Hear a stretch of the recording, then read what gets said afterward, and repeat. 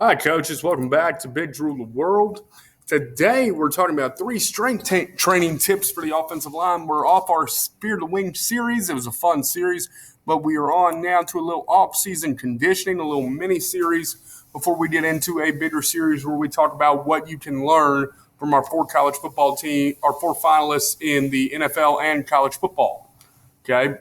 Before we get to that, I want to take a little new segment here for us on Big Drew. Coach Allen's Corner. I have a link to a book I would suggest to read if you've enjoyed our Fear the Wing series. Jerry Sarchett, great coach from up in Warren County, Virginia. I've enjoyed talking to him about a lot of single wing stuff. So I'm going to plug his book a little bit here, incorporating multiple single wing principles into any offense. I plugged in the last issue of my newsletter.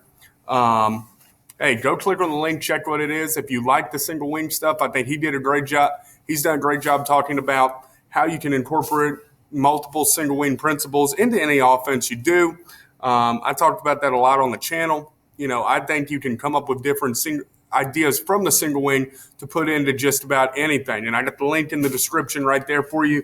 I also have a link, Coach Allen's Corner, we're talking about our Trenches newsletter. It comes to your inbox every week.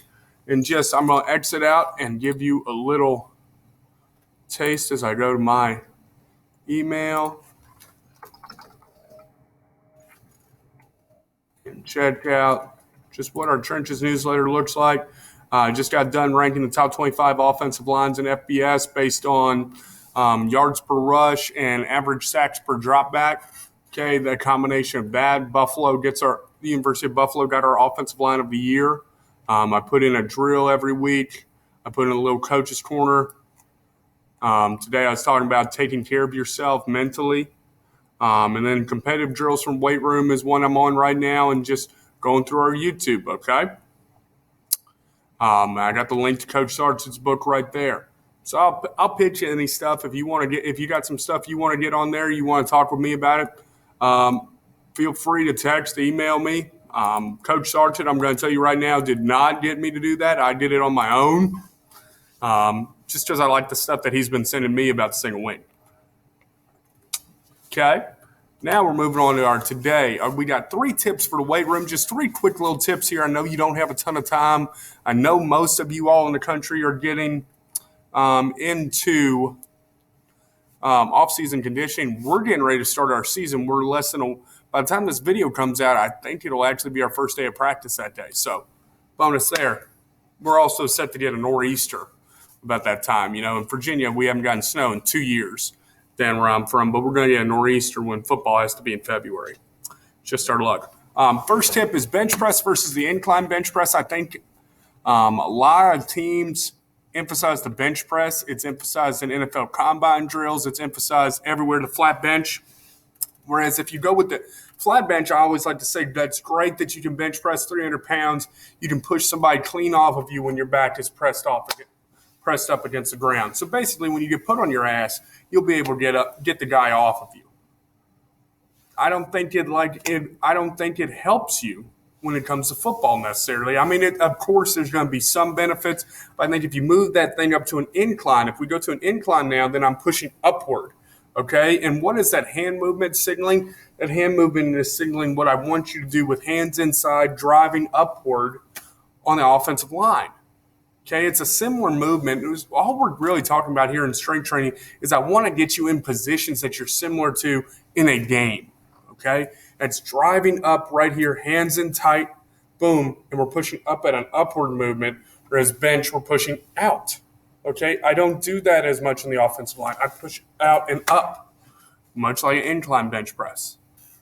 Okay, next tip, you better get to squatting. Okay, I've heard about coaches doing leg days. I don't like that. Every day is a leg day.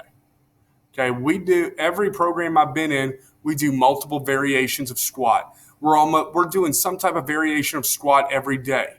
I got a couple pictures of different ones here, okay?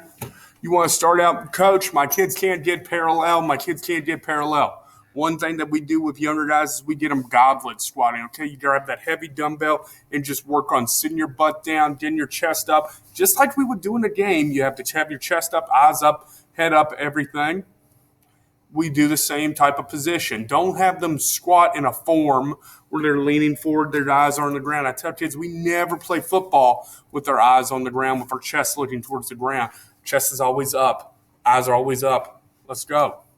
Okay. Then before we get into the heavy back squat, you can also get into the box squat. We'll bring a box in based on their height, and they just work on tapping it, get back up, tap it, get back up. And it gives them a nice progression working down. Okay. We usually, everywhere I've been, we've sort of programmed back squat in on our benching day. Okay. Yes, we do bench. Don't think that just because I said I like the incline bench better than the bench press, that means I don't bench. I know I like to bench too. Especially being 29 years old, I like to throw a little weight around on the bench press. But we're going to usually bench press with our back squatting day. On my cleaning day, I like to throw in the front squat. You know why? Because what does this movement simulate? It simulates a front squat. We're doing everything in that same explosive movement with the hips, and now I'm getting a squat into it. Okay, so you have a bunch of different variations. I've done before whistle squats. You want a nice timed rep that makes something different. Okay, get everybody lined up in your squat racks. Blow the whistle. They got to go down, come back up, and reset. Blow the whistle. Go back down, come back up, and reset. Then you're adding a little cardio into it. You're getting their heart rate going a little bit heavier. Okay, with that, I wouldn't be spending so much time shifting the weights and doing percentages. I would do that just to get bodies in there and get going. I've done jump squats before where we come up out of our shoes and we jump up. Get a little, probably like a one inch vertical on it. But I mean, you jump up and you work on that explosion from the bottom.